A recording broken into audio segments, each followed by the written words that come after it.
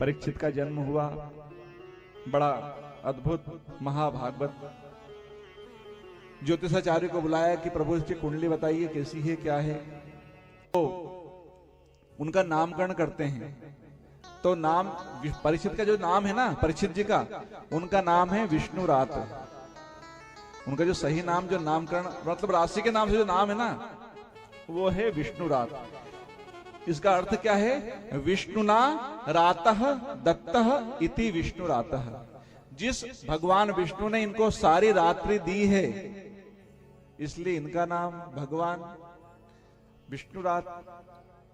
और दूसरा कि जिसने भगवान का दर्शन जन्म से पहले ही कर लिया हो, उसे विष्णुरात कहते हैं।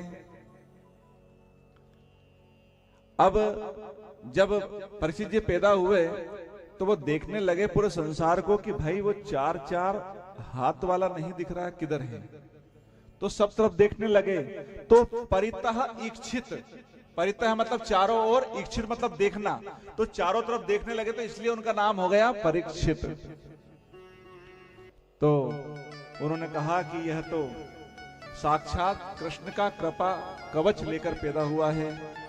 बहुत बढ़िया बढ़िया उसकी उपलब्धि बताई परीक्षित की, ऐसा बनेगा, ऐसा बनेगा, इतना बढ़िया रहेगा, महाराज बनेंगे, चतुर। फिर धीरे से एक चीज कही, पर सर्प के डसने से इनकी मृत्यु होगी। तो पांडव कहने लगे, बोले प्रभु सर्प से मरने वाला तो अकाल मृत्यु मरता है, तो कति नहीं होती है। अरे बोले ये सर्प से डसने से जरूर मरेगा, लेकिन ये महाभागवत है, भगवान साक्षात श्री कृष्ण ने इसे लेने आएंगे और परम गति को प्राप्त होगा। तो फिर पांडव जी ने कहा ठीक है, सदगति हुई, फिर ठीक है। फिर एक दिन इंद्रप्रस्थ में विदुर जी आ गए, तीर्थ यात्रा से टहलते टहलते पांडवों से मिलने आए। पांडवों से मिलने आए तो महाभारत के बाद जो धृतराष्ट्र और गांधारी थे वो उन्हीं के पास थे, पांडवों के पास, और बड़ी अच्छी देखरेख करते थे। सुबह से उठते से सबसे पहले उनको प्रणाम करते थे बड़े पिताजी धृतराष्ट्र जी को, और खूब सेवा करते थे। अब विदुर जी आए, विदुर जी ने पूछा क्यों भाई भैया कैसी सेवा चल रही है? बोले भैया ऐसी सेवा तो मेरा दुर्योधन भी नहीं करता, इतनी अच्छी सेवा कर रहे हैं। सुबह उठते थे मेरे को सबसे पहले प्रणाम करने आते हैं, भोजन की थाली सबसे पहले मुझे लगा के देते हैं, कुछ भी राय मशुरा करनी हो तो सबसे पहले मुझसे पूछते हैं, सुलाने आते हैं। अरे ऐसी सेवा तो मेरा दुर्योधन भी नहीं करता। तो विदुर जी बोलते हैं, शर्म है कि बेच खाई। अरे जिन पांडवों को मारने के लिए तुमने कितने कुतर्क रचे, कैसे कैसे चक्र रचे, आज उन्हीं के टुकड़ों पर कुत्ते की तरफ पड़े हो। ये वर्णन आता है भागवत में, लिखा हुआ है, भीमाप वर्जितः पिंडम आदत्ते ग्रहम पालवत। ग्रह पालवत, ग्रहपाल नाम है कुत्ते का। देखो संस्कृत में जो गालियां भी है ना, वो भी इतनी मधुर है कि व्यक्ति प्रसन्न हो जाए। यदि कोई से बोल दे कि ग्रह पालवत, तो संस्कृत में तो क्या लगेगा? अरे मैं ही घर को पाल रहा हूं। बोले ग्राम सिंह, तो उसको लगेगा अरे अकेला ग्राम में मैं ही सिंह हूं। ग्राम सिंह का नाम भी कुत्ता ही होता है। तो इस प्रकार से ऐसे ही बोलते हैं देवा नाम प्रिय। किसी को बोल दें कि देवा नाम, अरे वाह तुम तो बड़े देवा नाम प्रिय हो, उसको लगेगा अरे देवों में मैं ही प्रिय हूं। उसका मतलब होता है महामूर्ख। तो इस प्रकार से बहुत प्रकार का उनको समझाया। तो धृतराष्ट्र ने कहा कि भैया मैं अंधा हूं, कहां जाऊं? तो बोले चलो मेरे साथ, हम जब तब करेंगे। तो विदुर जी उनको अपने साथ लेकर गए। इधर जैसे कृष्ण कन्हैया आते थे ना इंद्रप्रस्थ, ऐसे ही एक बार वो अर्जुन को अपने साथ द्वारकापुरी ले गए। अब द्वारकापुरी ले गए और 7 महीने बीत गए, अर्जुन वहां से आए नहीं, क्योंकि अर्जुन का ससुराल भी है द्वारकापुरी। तो युधिष्ठिर जी को चिंता होने लगी। वो भीम से कहने लगे, गता सप्ताधुना मासा भीमसेन तवानुज नायाति कस्य वा हेतुर नाहम वेदो दमंजसा। अरे भाई अर्जुन, भीम अरे ये अपना अर्जुन गया हुआ 7 महीने हो गए, अभी तक नहीं लौटा। और वो गया उससे ठीक है, लेकिन अब मुझे विभिन्न प्रकार के अपशगुन दिखने लगे हैं। मुझे मंदिर में मूर्तियां रोती हुई दिखती हैं, पुच्छल तारा दिखता है, मुझे बछिया का दूध पीते हुए गाय दिखती है। ये अपशगुन के कारण मेरा दिल बैठा जा रहा है, ना जाने मेरे द्वारकाधीश कैसे होंगे, मेरा अर्जुन कैसा होगा। इतनी बात कर ही रहे थे कि उधर से अर्जुन आ गया, पर अर्जुन को देखा तो मुख मलिन। तो युधिष्ठिर ने पूछा, क्यों भाई अर्जुन, तुम्हारी कांति नष्ट क्यों हो गई? अरे कहीं तुमने कोई बहुत बड़ा पाप तो नहीं कर दिया? अरे कहीं तुमने गोवध तो नहीं कर दिया? कहीं कोई विप्र की हत्या तो नहीं कर दी? वृद्ध और बालक की उपस्थिति में, ध्यान से सुनिएगा, वृद्ध और बालक की उपस्थिति में तुमने कहीं पहले भोजन तो नहीं कर लिया? आप समझ सकते हो, ये भी पाप था। मतलब आपके घर में यदि वृद्ध बैठा हुआ है और बच्चे यदि बैठे हुए हैं, उससे पहले यदि आप भोजन कर ले तो वो पाप की श्रेणी में आता है। तो बोले कहीं उनको बिना खिलाए चुपचाप तुमने भोजन तो नहीं कर लिया अकेले में? अगम्या स्त्री के साथ गम्य तो नहीं हो गए? शरणागत की रक्षा करने में समर्थ होते हुए असमर्थ तो नहीं हो गए? तुम्हारी प्रतिज्ञा कोई भंग तो नहीं हो गई? ये मुख मलिन क्यों है? तब अर्जुन रोते हुए कहता है,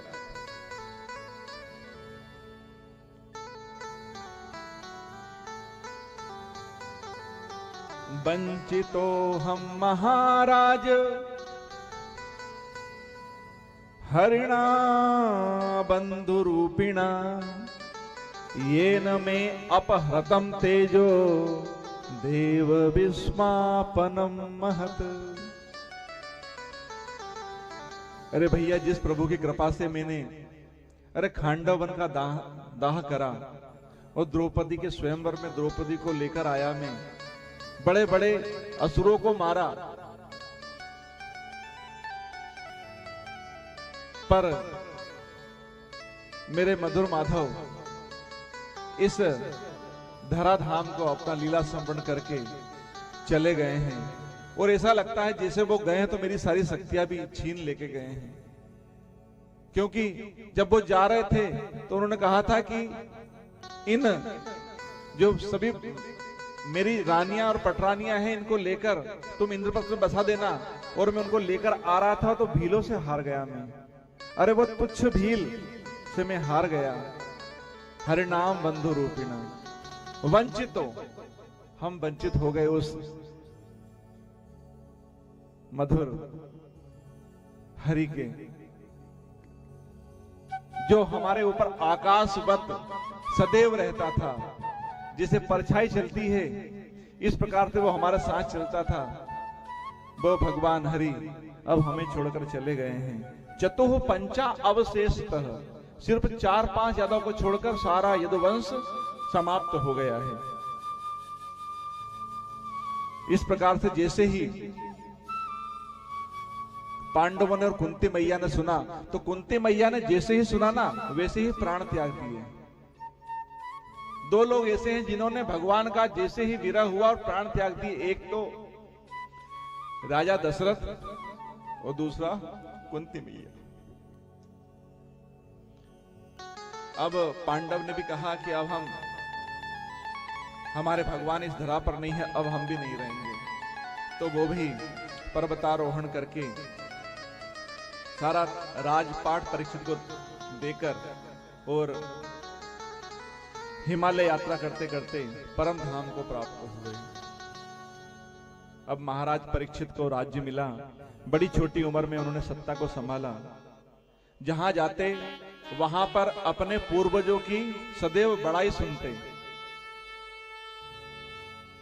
अब एक दिन उन्होंने रूप बदल के उन्होंने सोचा कि चलो मैं देखता हूं मेरे राज्य में कहां क्या कमी है, किसको क्या कष्ट है, देखूं सब लोग प्रसन्न है कि नहीं। क्योंकि मेरे मुंह पे तो सब लोग बोलते हैं बहुत अच्छा है बहुत अच्छा है, पर जब तक मैं जाऊंगा नहीं पता नहीं चलेगा कि कौन को क्या कष्ट है।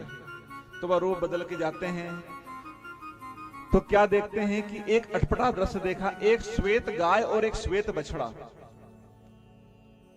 आंसू बहाते रो रहे हैं। एक निर्दयी दुष्ट उनके पीछे पादप प्रहार कर रहा है। बछड़ा कहता है, मां शायद आप इसलिए रो रही हो कि मेरे 3 पैर टूट गए हैं, अथवा इसलिए रो रही हो कि प्रभु हमको छोड़कर चले गए हैं। इन दोनों के संवाद को जब परीक्षित ने सुना तो नेत्रों से क्रोध के अंगारे बरसाने लगे। बोले, इस धरती धरणी और धर्म के पीछे ये धूर्त कौन पड़ा है? तो जैसे ही तलवार निकाली परीक्षित ने, वैसे ही वो जो कलयुग था, जो उनके ऊपर पाद प्रहार कर रहा था, वो कलयुग शरणागत हो गया। बोले, त्राहि माम प्रभु मेरी रक्षा करो, मैं आपकी शरण में हूं।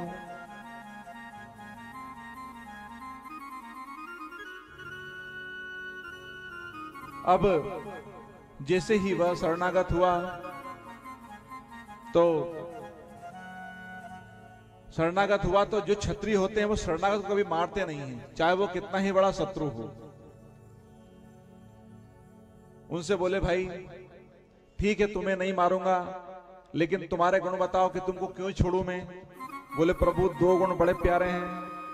बोले, कौन सा? बोले, यत् फलम नास्ति तपसा ना योगेन समाधिना तत्फलम लभते सम्यक कलो केशव कीर्तनात्। अरे जिस तपस्या से, जिस योग से, जिस समाधि से जो फल प्राप्त नहीं होता, वो सिर्फ मेरे युग में सिर्फ राम नाम का उच्चारण करने से ही मैं उसको उन तपस्याओं का फल दे देता हूं। बोले, भाई तुम्हारा गुण तो बहुत बढ़िया है। बोले, और कोई गुण? बोले, एक और है। बोले, कलिकर एक पुनीत प्रतापा मानस पुण्य होय नहीं पापा। इस कलयुग में यदि आप मन से पुण्य करोगे तो उसका फल आपको प्राप्त मिलेगा, सुकृत फल, उसका शुभ फल आपको मिलेगा। लेकिन यदि आप मन से कोई मान लो पाप बन भी जाए तो उस पाप का फल आपको कलयुग में नहीं मिलेगा। तो बोले, बा भाई तुम्हारे तो बड़े अच्छे गुण हैं। बोले, ठीक है तुमको 4 स्थान हम 4 BHK देते हैं, 4 कमरों का रूम। बोले, कौन सा? बोले, द्यूतम पानम स्त्रसूना यत्रा धर्म चतुर्विध। जहां पर असत्य मिथ्या भाषण का पाप है उस जगह पे आप रहो। जहां मदिरा पान होता है, जहां मद अहंकार का पाप है, जहां पे व्यभिचार होता है, जहां आसक्ति का पाप है, जहां सोना, जहां हिंसा होती हो, वहां जीव जंतु रूपी हिंसा का पाप है। इन 4 स्थान पे तुम रहो। तो कलयुग कहने लगा, प्रभु आपने मेरे दोषों को देखकर ये स्थान दिया, लेकिन गुण भी तो कितने बढ़िया थे, आपने तारीफ करी थी। बोले, एक आध स्थान तो बना दो कि ताकि मैं ड्राइंग रूम रख लूं एक आध। तो बोले, बताओ क्या चाहते हो? तो बोले, पुनश्च याचमानाय जात रूपम अदात प्रभु, प्रभु मुझे स्वर्ण में और वास दे दो। बोले, ठीक है इतना अच्छा गुण है, जाओ तुम्हें स्वर्ण में वास दे दिया। अब यहां प्रथम स्कंद में भगवान परीक्षित ने कलयुग को स्वर्ण में वास दिया प्रथम स्कंद में, और वहां 11वें स्कंद में उद्धव से भगवान बोलते हैं कि धातुओं में सोना में हूं। तो अब सोने में कलयुग का वास माने कि भगवान का वास माने? तो हमारे साधु संत कहते हैं, जो 2 नंबर से पैसे कमा रहे हो और जो स्वर्ण खरीद रहे हो, वो सब 2 नंबर का पैसा पापमय है, उसमें तो कलयुग का निवास होगा। तो आप देख लीजिए, जो 2 नंबर का पैसा कमाते हैं वो कमाता इधर से निकल इधर से जाता है, और हमेशा बीमारी में इसमें ही जाएगा, हमेशा अनल का व्यर्थ होएगा। तो बोले, जो स्वर्ण तुम पाप से कमाओगे उसमें तो कलयुग रहेगा, लेकिन जो तुम अपने पुण्य कर्म से, जो शुभ कर्म करके कमाओगे, उसमें भगवान का वास रहेगा। और दूसरा कि जैसे ही हम कुछ भी, क्योंकि प्रभु ने क्या करा है, जड़ चेतन गुण दोषमय विश्व कीनी करतार। हर वस्तु में गुण भी है और दोष भी है, पर वह दोष कब गुण बन जाता है? तुम ही निवेदित भोजन करही प्रभु प्रसाद पट भूषण धर। अरे जो भी लाए हो आपने प्रभु को दिया, अर्पण कर दिया, भगवान के सामने रख दिया कि प्रभु ये आपका है और आपका मैं प्रसाद ले रहा हूं, तो वो सारी वस्तुओं में भगवान कृष्ण कन्हैया लाल विराजमान रहते हैं। अब एक दिन महाराज परीक्षित शिकार खेलने सोने का मुकुट धारण करके चल दिए। अब वहां से चले तो उनको प्यास लगी। वहां पर एक ऋषि, समीक ऋषि बैठे हुए थे समाधि में। राजा को प्यास लगी, उन्होंने आवाज लगाई कि मुझे जल का दान करो हे ऋषि। उन्होंने सुना नहीं। अब चूंकि राजा थे, रजोगुणी थे, क्रोध आ गया। उन्होंने वहीं पर एक सर्प रखा हुआ था, वो सर्प लिया और उनके गले में लपेट दिया और चले आए। इतने में वहां कौशिकी नदी पर उनका एक पुत्र वहां जल में क्रीड़ा कर रहा था। तो उसके एक मित्र ने कहा कि राजा परीक्षित आए थे, उन्होंने तुम्हारे पिता के गले में मरा हुआ सर्प डाल के उनका अपमान किया है। अब ब्राह्मण बालक था। ब्राह्मण बालक में तो परशुराम का रक्त होता है। तुरंत उनको क्रोध आ गया, तुरंत कौशिकी जल लिया और कौशिक्याप उपस्पृश्य बाग वज्रम विसर्सज, वाणी का वज्र बाण उनके ऊपर छोड़ा। इति लंघितम मर्यादम तक्षक सप्तमे हनि, दक्ष तिस्म कुलांगारम चोदित तद्रुहम। हे कुलांगार, अरे अपने वंश को जलाने वाले परीक्षित, जिस सर्प से तूने मेरे पिता का अपमान किया है, आज से 7वें दिवस उसी सर्प का तुझे ग्रास बनना पड़ेगा। तक्षक सर्प दंश से तेरी मृत्यु होगी। भयानक सर्प श्राप दे दिया और रोने लगा। जैसे रो के अपने पिता के पास आया, उसका रुदन सुन के समीक ऋषि की निद्रा टूटी। उन्होंने देखा मरा हुआ सर्प है, उन्होंने सहज ही निकाल के रख दिया। बोले क्यों रो रहे हो? वो रुद्र के कारण बोल नहीं पाया। तो उसके मित्रों ने बोला कि इन्होंने महाराज को श्राप दे दिया ऐसा ऐसा। समीक मुनि को बहुत दुख हुआ। बोले बेटा तुमने बहुत अनर्थ कर दिया। ऐसा धर्म रक्षक राजा अब कभी नहीं पैदा होगा। जितने इतना धर्मनिष्ठ राजा कभी भी नहीं होगा। अब जो भी राजा आएंगे ना, वो सर्व धर्म निरपेक्ष ही आएंगे। इस प्रकार से उसको बहुत डांटा और बोले इसका जितना भी जो पाप है ना, इसके पाप के भागी बेटा तुम होगे। और वहां पर एक शिष्य के द्वारा ये खबर भिजवा दी परीक्षित को कि ऐसे ऐसे आपको श्राप लगा है। परीक्षित ने जैसे ही सुना वैसे ही कहने लगा कि मैंने संत का अपमान कर दिया। अरे जिन संतों की चरण धूल को हमारे पूर्वज मस्तक पे लगाते थे, ऐसे संतों का मैंने अपमान कर दिया। जैसी सब अपमान करा, वैसे तो मुझे आज तुरंत मर जाना चाहिए था, लेकिन अब उस संत बालक के श्राप के कारण मुझे 7 दिन तो जीवित रहना पड़ेगा। और वह सारा अपना राजपाट छोड़कर जन्मेजय को देकर और निकल गए। कहां? गंगा तट पर। वहां पर बैठे और जैसे ही बैठे तो विभिन्न प्रकार के संत आने लगे। कौन कौन आए? अत्रि वशिष्ठ च्यवन सर्दवान अरिष्ट नेमि भृगुर अंगिराश्च पारा सरो गाधी सुतोथ रामा उत्तथ इंद्र प्रम दद्म बाहो। विभिन्न प्रकार के ऋषि आए। सभी से परीक्षित ने एक ही प्रश्न पूछा, म्रियमाणस्य क्रीम कर्तव्यम। जो मरण धर्मा मनुष्य है, जो अति शीघ्र मरने वाला, उसको क्या करना चाहिए? तब कोई कहने लगा हवन करवाइए, कोई कह रहा यज्ञ करवाइए, कोई कह रहा जाप करवाइए, कोई कह रहा महामृत्युंजय जप करवाइए। पर जब सब लोग संत बैठे थे, उन्हीं बीच में एक 16 वर्ष का नवयुवक जैसे ही आया तो सभी बड़े 10-10 हजार वर्ष वाले ऋषि संत खड़े हो गए, उसको प्रणाम करने लगा। सुखदेव जी को लगा कि कोई बड़ा भारी संत है ये, चरणों में प्रणाम करने लगे और कहने लगे तत्राभवद भगवान व्यास पुत्रो। तत्रा अभवत भगवान व्यास पुत्र। आज मानो भगवान ही व्यास पुत्र के रूप में प्रकट हुए हैं। क्यों? क्योंकि जब अश्वत्थामा ने ब्रह्मास्त्र छोड़ा था तो परीक्षित को बचाने के लिए उसने ब्रह्मास्त्र छोड़ा था, तो भगवान शस्त्र लेकर गए, गदा लेकर गए। क्योंकि ब्रह्मास्त्र छोड़ा था अस्त्र, तो भगवान अस्त्र लेकर गए। पर आज ब्राह्मण ने वाणी का वज्र छोड़ा है, तो भगवान व्यास पुत्र भागवत ग्रंथ लेकर गए हैं उसका निर्वाण करवाने के लिए। तो बोलिए सुखदेव भगवान की जय।